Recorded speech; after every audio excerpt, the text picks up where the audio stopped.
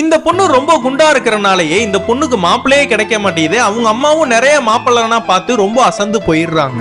இந்த பொண்ணு ரோட்ல நடந்து போறப்ப கூட நிறைய பேர் குண்டுன்னு சொல்லி இந்த பொண்ணை வம்பளுக்க ஆரம்பிக்கிறாங்க. இவங்க தங்கச்சி தான் வந்து இவளை காப்பாத்துறா.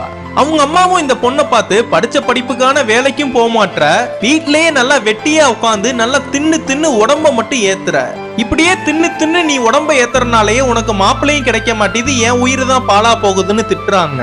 அப்பவும் இவளோட தங்கச்சி தான் இவளுக்கு சப்போர்ட் பண்ணி இவளை கூட்டிட்டு போறா. இவளோட உடம்ப குறைக்கிறதுக்காக ஒரு ஜிம் மாஸ்டரையே வீட்டுக்கு கூட்டிட்டு வந்து எக்ஸசைஸ்னா சொல்லி தர வைக்கிறா. ஆனா அந்த எக்ஸசைஸ்னா ஒழுங்கா தான் பண்றா. ஆனா அந்த மாஸ்டர் சொல்ற டயட்டை மட்டும் ஒழுங்கா ஃபாலோ பண்ண மாட்டா. மாஸ்டருக்கே தெரியாம பாத்ரூம்ல உட்காந்து பிரியாணி சாப்பிடுறதுல இருந்து வீட்டுக்கு தெரியாம ஜங்க் ஃபுட் சாப்பிடுற வரைக்கும் எல்லா ஸ்நாக்ஸையுமே அடிச்சு நவுத்துறா. இதெல்லாம் கண்டுபிடிச்ச மாஸ்டரே அவங்க தங்கச்சி கிட்ட வந்து உங்க அக்காவோட உடம்பனா கடவுளே நினைச்சாலும் குறைக்க முடியாதுன்னு சொல்லி திட்டிட்டு போயிடுறாரு. கடைசியா இந்த பொண்ணோட போட்டோவனா பார்த்துட்டு மாப்பிள்ளை வீட்டுக்காரங்க பொண்ணு பாக்குறதுக்காக வீட்டுக்கு வராங்க. இந்த பொண்ணை பார்த்த இவன் உங்க பொண்ணுக்கு கொடுக்க வேண்டிய வரதட்சணைய கொஞ்சம் சேர்த்தே கொடுங்க, ஏன்னா நான் எங்க வீட்டுக்கு ஒரு பையன் தான், எங்க அப்பா எனக்கு நிறைய சொத்துனா சேர்த்து வச்சிருக்காரு, அந்த எல்லா சொத்தை வச்சையுமே உங்க பொண்ணுக்கு சோத்த போட்டு நான் அழிச்சிட முடியாது.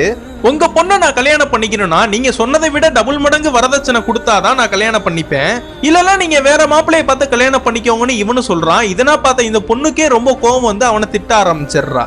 அந்த மாப்பிள்ளை வீட்டுக்காரங்களும் இந்த பொண்ணே வேணான்னு கிளம்பிடுறாங்க. இதனா பார்த்த இவங்க அம்மாவும் உங்களுக்குன்னா ஜென்மத்துக்கு கல்யாணமே நடக்காதுடின்னு திட்ட ஆரம்பிச்சிடுறாங்க. உன்னை விரும்பி கட்டிக்கிறதுக்குன்னு உனக்கான ஒருத்தவன் வருவான், அதுவரையும் நீ காத்துருன்னு அவங்க தங்கச்சியும் முன்னாடியே சொல்லி இருப்பா.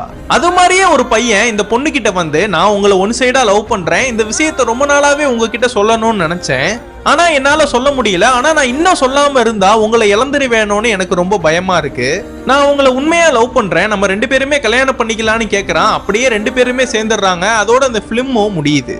நம்ம சேனல்ல போடுற ஒவ்வொரு வீடியோவையும் நீங்க ரெகுலரா பாக்குறீங்கன்னா உங்களோட நேம கீழே கமெண்ட் பாக்ஸ்ல மென்ஷன் பண்ணிட்டு போங்க.